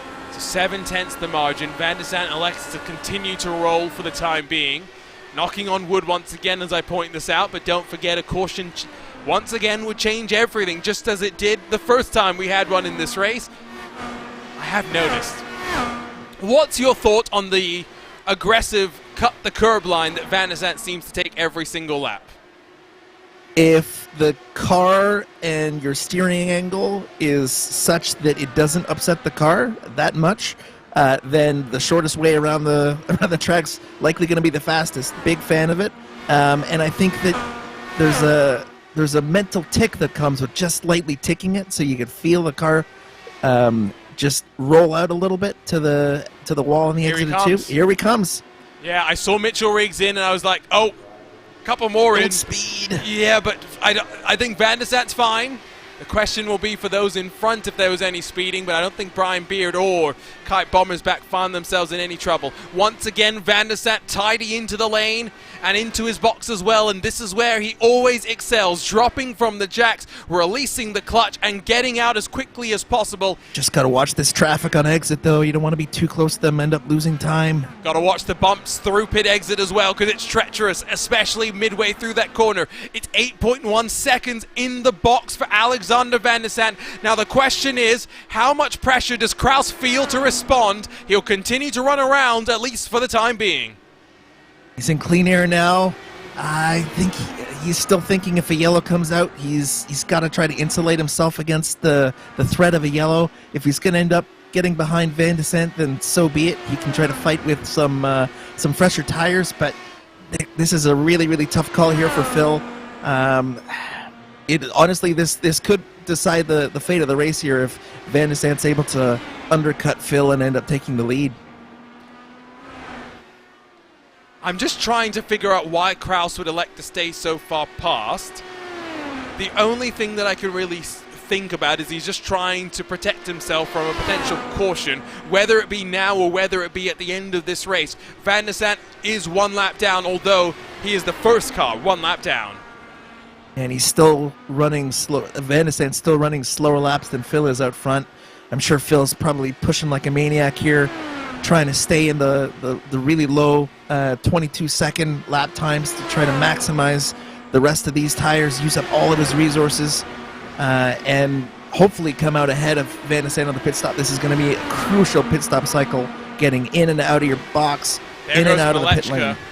Because I think he saw Kraus, Pinheiro, Matthias Kraus, that is fighting hard. Now Pinheiro has got a spot on the podium provisionally, albeit we'll lose it once Van der Sant cycles back to where he should be. We've only got 12 minutes of this race still left to go. If we go green from here, Malechko will hit his box and hit his marks. Got a rather decent spot from which to drop and roll. And again, 8.1 seconds. Even though he stopped 5 laps after his teammate, it's the exact same time in the lane. It speaks to the point that I'm making. Phil Kraus is going to spend 25 seconds from cone to cone in pit lane, the same as Alexander Van der Sant. The question will be, does he have enough time to make up the time that he's losing right now? Yeah, Phil's still running 22 dead lap times, where Van der Sant's in a little bit of traffic, running a little bit longer lap times, about a tenth or 2 tenths slower. It'll honestly just come down to how quick Phil's able to get in and out of his box and in and out of the pit lane that might make the difference here for this top spot. Remember Watkins Glen when we had that fantastic duel between the 96 and the 19, and it really was on pit lane on that drop and roll down the hill at Watkins Glen where Van der Sant just looked so much more comfortable. They were matched corner for corner basically everywhere else. You take your advantages where you find them. Andrew Kinsella becomes the next to make his final trip down pit lane, down to just 8 cars so yet to make their final trip. Callisto makes the dive as well. Phil Kraus is, I think, content to run this as long as feasibly possible, purely because of how much clean air he continues to have in front of him. Yeah, his last 5 laps have all been 22 zeros within the same tenth of a second, so he's definitely trying to maximize the advantage that he's got here by having clean air and no one in front of him. He's able to push the car as hard as he wants to, and he's obviously got the settings for the in-car adjustments in a good spot where he can run the same lap times consistently over and over again, and that's going to put more pressure on Van der Sant to get around the traffic that he's stuck in right now as quickly as he can if he's able to have that information fed to him. He's all over the track here trying to make something happen here with this lap traffic, but they're just not working with him here. There's only so much that you can do, and for Van der Sant, unfortunately, he's in the same spot that Phil was in at the end of the last stint too. So what goes around comes around with lap traffic, and just like in multi-class racing, as we were talking about before, it giveth and taketh away. Yes, that's a John Heindorf line. Speaking of which, it seems like a good opportunity for us to quickly have a chit-chat with 25 or so laps to go in this race, at the point where we basically are waiting for 6 cars to make a trip to pit lane, about the upcoming IMSA Esports Michelin Global Championship, which starts this coming Sunday. Delighted to be part of that and to have a officially sanctioned IMSA series here on iRacing. GTD and touring cars, a rather interesting combination, but it all starts at a familiar track, the Michelin Raceway Road Atlanta, Adam. No, it'll be a fantastic invitational series or a series that will represent sim racing. Fantastic to see IMSA officially sanctioning a series that's going to have some of the best competition and best drivers in sim racing. It just honestly, more growth for the sport is better. The more eyes we have on sim racing and the skill that these drivers have, then the more we can have this fantastic hobby grow and develop a closer knit relationship to the real life series. As we see Phil come in now. So Phil Kraus will dive in with about 23 odd laps to go. So the race leader will peel on in. Josh Chin extends a lap longer. Pinheiro, I would assume, would do so as well, especially given how good he was on fuel through the previous stint of the race. And so this is what we've been waiting for, the race off of pit lane. Now where's Van der Sat in comparison to Philip Kraus, who is going to drop and roll from the best spot possible. Van der Sat still powering out of turn 4 as Kraus releases himself from the limiter, and it's, to be fair, I don't think it's even going to be close. The margin is going to be upwards of 2.5 seconds, and Phil Kraus looks on course to take what will be an 11th win in 19 races in 2022. Yeah, you can see just how much time Alex Van der Sat lost there, the start of his third stint, having to deal with that lap traffic where Phil was able to overcut in clean air, run some really, really quick laps over and over again. Amazing consistency by Phil, which, again, is showing his championship pedigree. And Van der Sat, it's got to feel so bad for him now that he's sort of trapped with these a little bit older tires, but he's still sitting in a good spot here for maybe P2 if Josh has a decent pit exit here. We'll find out. Definitely for sure. Van der Sat's already gone. The question will be, with 20 odd laps to go, does Joshua Chin have enough of a tyre delta to be able to close what will be about a 3-second advantage once it's all cycled out?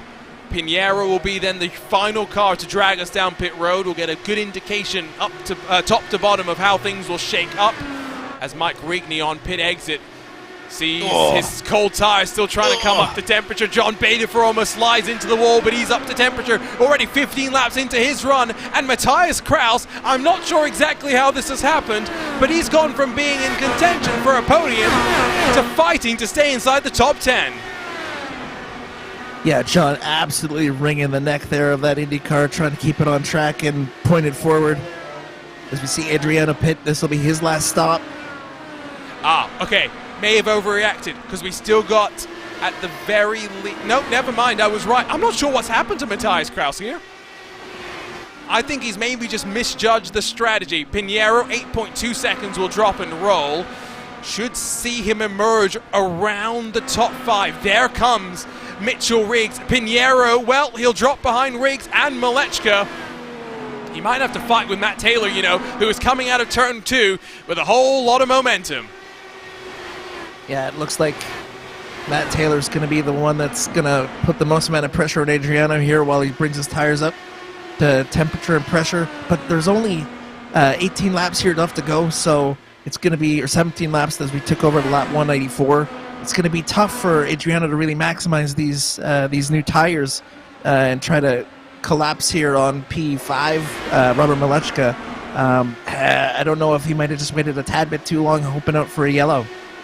There's a look at that battle for 5th on back, and it is close, well and truly there. I think maybe Kraus just got caught out with undercuts, potentially.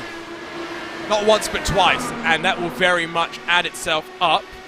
Joshua Chin, by the way, still 2 seconds back from Alexander Van der Sat, and with short time in this race, I don't really think there's enough opportunity for Chin to catch, let alone pass, the 96 car.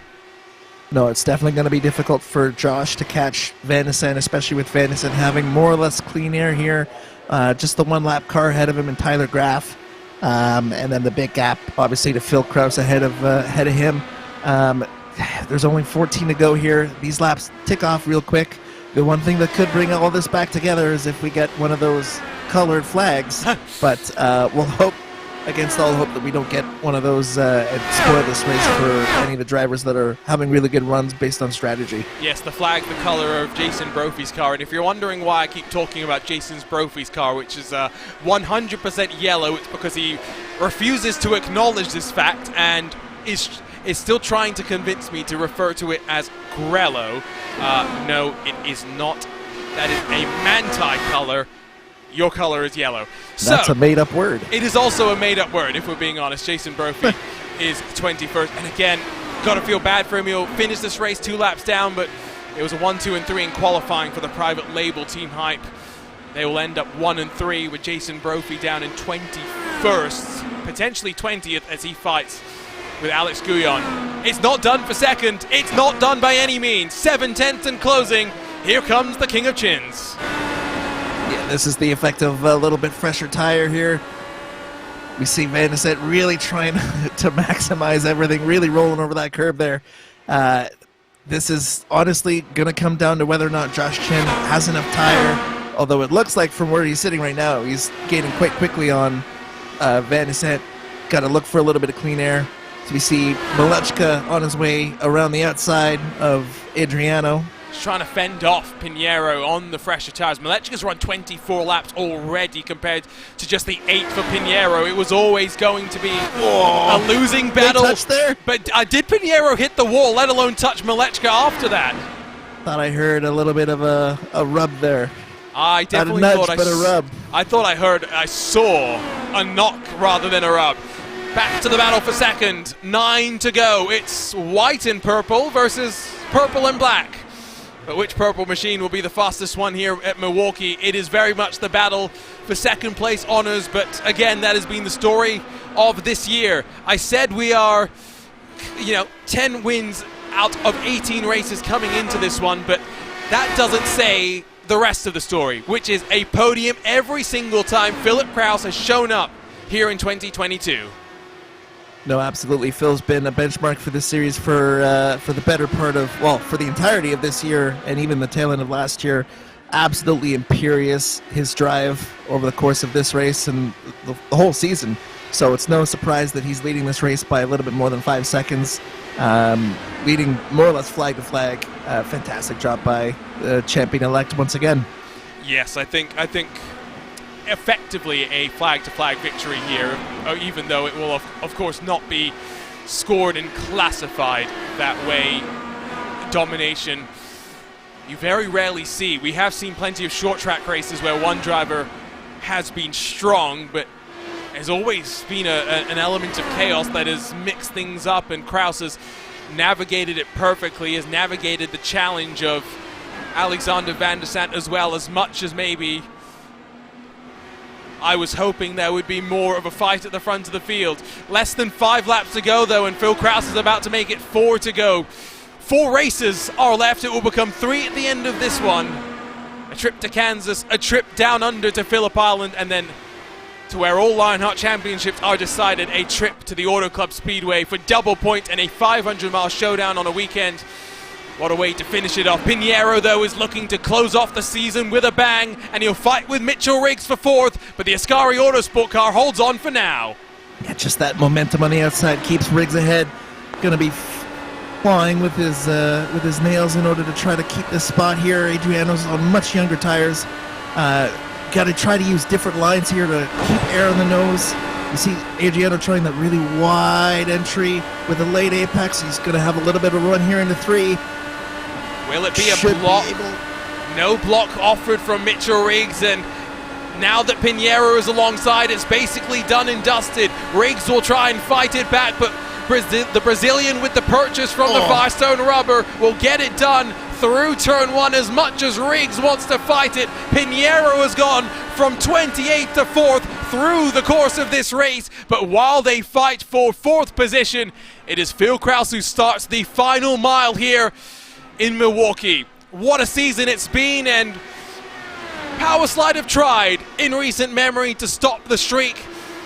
Blocker Malechka winning a streak of 4 in a row, but Philip Kraus bounces back to take consecutive victories once again and wins the Next Level Racing Milwaukee 200 presented by Butt Kicker. It's his 11th win in 19 races in 2022. Alexander Van der Sant will be able to secure second at the end, 7/10 clear of Joshua Chin. The early gamble paying off for Van der Sant, although it would have been worrying moments that first cycle when the caution flew. Adriano Pinheiro, of course, fourth, with Mitchell Riggs fifth. Matt Taylor, another one of our big climbers. Lionel Kalisto, double-digit gains for him as well. But as Phil Kraus celebrates once more, he enters HyperX victory lane for what is becoming an all-too familiar sight. It is win number 13 for Phil Kraus in series history. Yeah, the more things change, the more things stay the same. Phil Kraus with another dominant performance here at Milwaukee. Absolutely fantastic race by him, and fantastic job by Van der Sant working his way up into the top three, and everyone else who had double-digit spot increases as well. Fantastic. Those burnouts are too perfect. I think just look at how perfect they are, Adam. I mean, fantastic drive, fantastic burnout. I mean, checking off all the boxes here by Phil Kraus. Yeah, it should be unfair to have that much talent. It is yet another win in the storied 2022 for the 19 private label team hype of Philip Kraus. 5 seconds clear at the end. Alexander Van der Sant able to grab second, working his way forward after gambling early with an early pit stop. The caution tried to interfere with his plans, but Van der Sant was not to be stopped. Joshua Chin was flying in practice, able to grab yet another podium in his Lionheart career, while Adriano Pinheiro finally gets a result he'll be feeling he worked hard for, but he deserves the 56 Brazilian independent entry. Fourth for him, Mitchell Riggs behind in fifth. Robert Malechka will be slightly disappointed to have not been as effective as his teammate Van der Sant, but he finishes sixth with Taylor, Kinsella, Kraus and Badeford behind them. At Taylor plus 14, Andrew Kinsella plus 9, it's Matthias Kraus minus 5. We're slightly disappointed with how this race finished up. Andrew Marquez, Lionel Kalisto, as well as Mike Rigney, the final finishers on the lead lap with just 13 cars able to stay 1 mile within your race leader. Tyler Graf, Stefan Larkamp, Kite Bombers back, Brian Beard, Tony Showen, Bradley Sexton and Jason Brophy make up the top 20. Poor Jason Brophy will be thinking that should have been a podium and a clean sweep for the private label team hype. It will be Alex Guyon, Adam Frazier, the final finishers here today.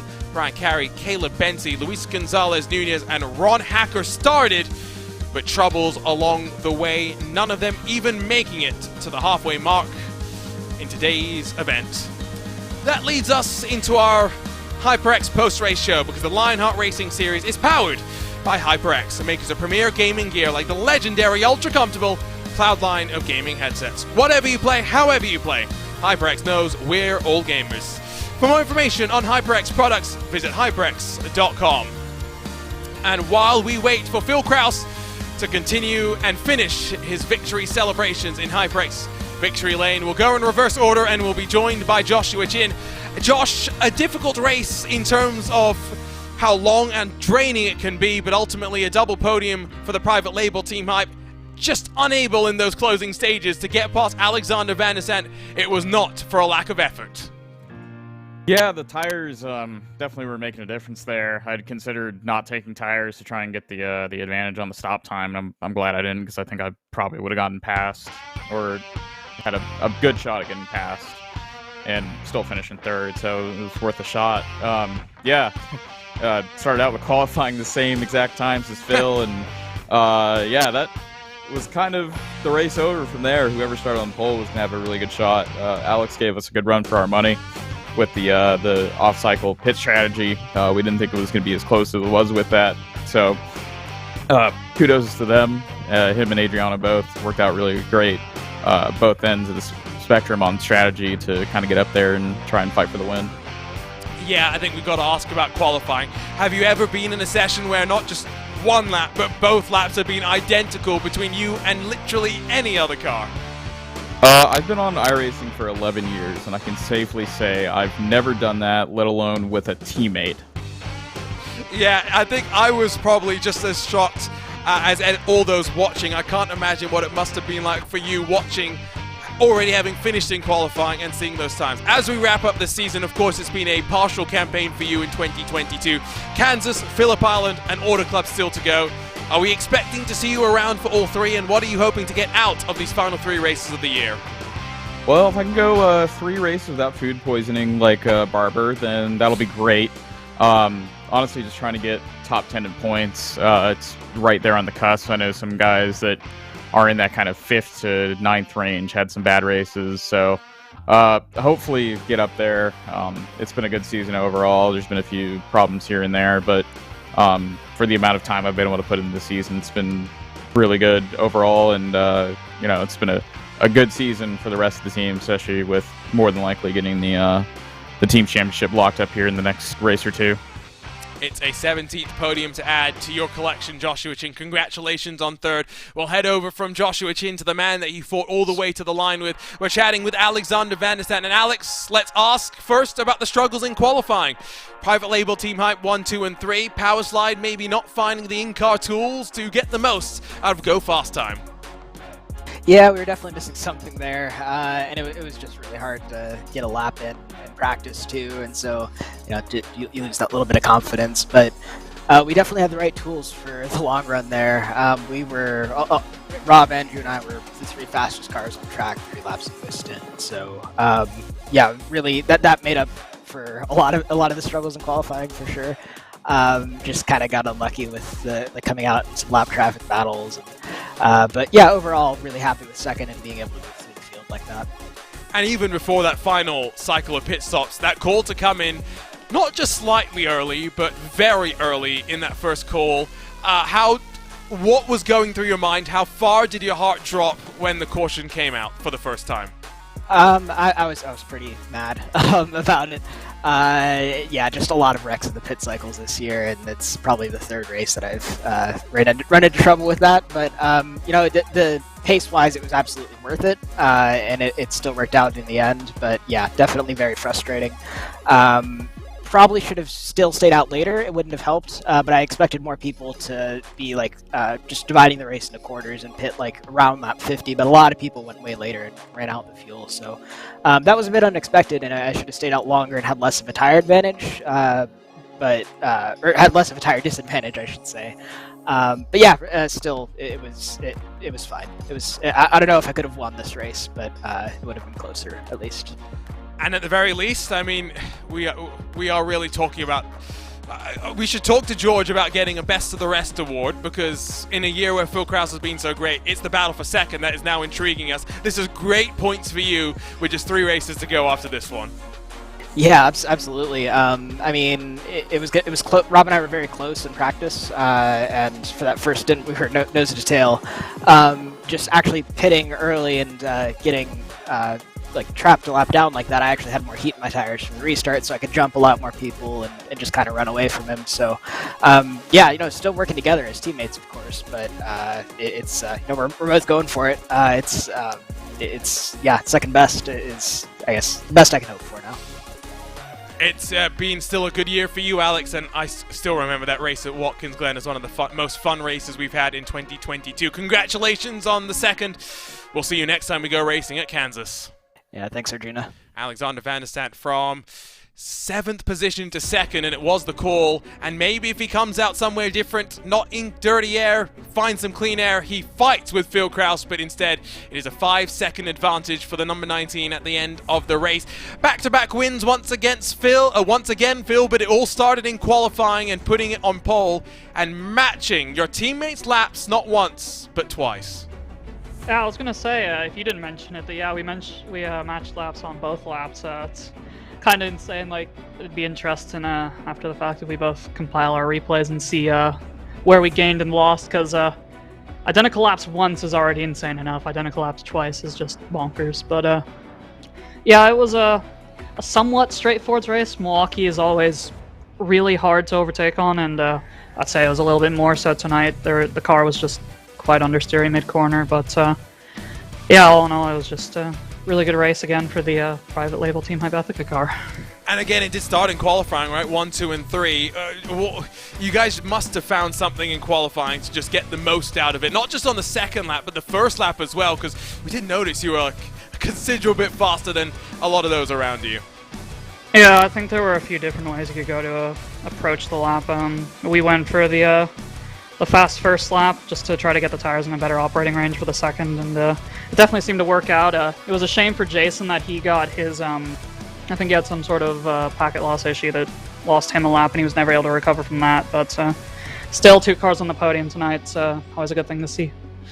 Couple more races in 2022, of course. Kansas Auto Club and Phillip Island still left to go. I mean, in terms of the remaining races, Auto Club must surely be the one where you're like, I want to sign off with the double points, Triple Crown victory to bookmark what a dominant year 2022 has been. I don't know, Arjuna. I got to be kind of biased. Pagil Island, I really want to win that race for some reason. How are we saying it? Because I thought it was Pagil Island. Pagilip Island. Pagilip Island. Okay, I like it. Well, we'll look forward to that one midway through November. Congratulations, Phil. Yet another victory. We'll see you next time we go racing at Kansas. Yep. Cheers, Arjuna. Yeah, another post-race interview with Philip Kraus from HyperX Victory Lane. Thank you to all our drivers for their time. But Adam, as we get ready to say goodbye, we look forward to the next time that we go racing. It's been back-to-back for these drivers, but they get a slight bit of respite. Round 20 takes us to Kansas, but not until November the 2nd. And then they get 2 weeks off, and then they get almost a month off. It is the time of the season where drivers are allowed to focus in on what they need to do.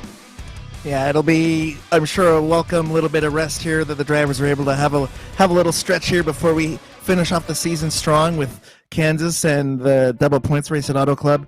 But before we get there, we just got to talk about this race quickly. Again, another fantastic job by Phil, controlling the race from top to bottom. Some alternate strategies that ended up getting the race sorted out. Fantastic job by Van Nissan, and hey, that qualifying was pretty exciting and really unusual when you can have the same lap time get set on lap 1 and 2 by the top 2. I've seen it happen once before, and legitimately only once, and I've covered about 500 odd events in the last 2 and a bit years. I've never seen it happen in 2 consecutive laps. That is just how rare of an occasion, a moment that it truly is. This is a look at the schedule, though, as we get ready to say goodbye. Plenty more excitement still to come, and of course 2 more competitions in the Lionheart Suite, Lionheart Speedway Series on Monday nights, and the Lionheart Retro Series. Still have plenty of excitement for you to keep focused on. But with all of that said, it is time for us to say goodbye, and before we do that, we take the time to thank those that make this possible, starting with the title sponsors of your 2022 Lionheart IndyCar Series. You're passionate about sim racing, but it always feels a little flat compared to the feeling of driving a real car. Now you can actually feel what it's like to drive a race car. Butt Kicker Hat Pit hardware and software are easy to install and let you feel every bump in the track, slip of your tire, and engine redline. The tactile feedback is so accurate and realistic, you'll be driving faster and having more fun than ever before. The Lionheart Racing Series is powered by HyperX, makers of premier gaming gear like the legendary ultra-comfortable Cloud line of gaming headsets. Whatever you play, however you play, HyperX knows we're all gamers. For more information on HyperX products, visit hyperx.com. Next Level Racing is an industry-leading cockpit and motion simulator manufacturer devoted to creating the most immersive experience possible for the global sim racing community. Take your racing to the next level and visit nextlevelracing.com. Moser Racing is revolutionizing sim racing with the development of industry-leading hardware and software products like their R9 direct drive wheelbase and GS steering wheel. Featuring zero-delay wireless technology and made from high-end materials, Moser Racing delivers the precision you need to reach victory lane. Gomez Sim Industries are makers of high-end esports equipment and controls. Precision built using nothing but the best materials available today, passion and handmade craftsmanship drive each made-to-order build, creating a driving experience like no other. Visit GomezSimIndustries.com.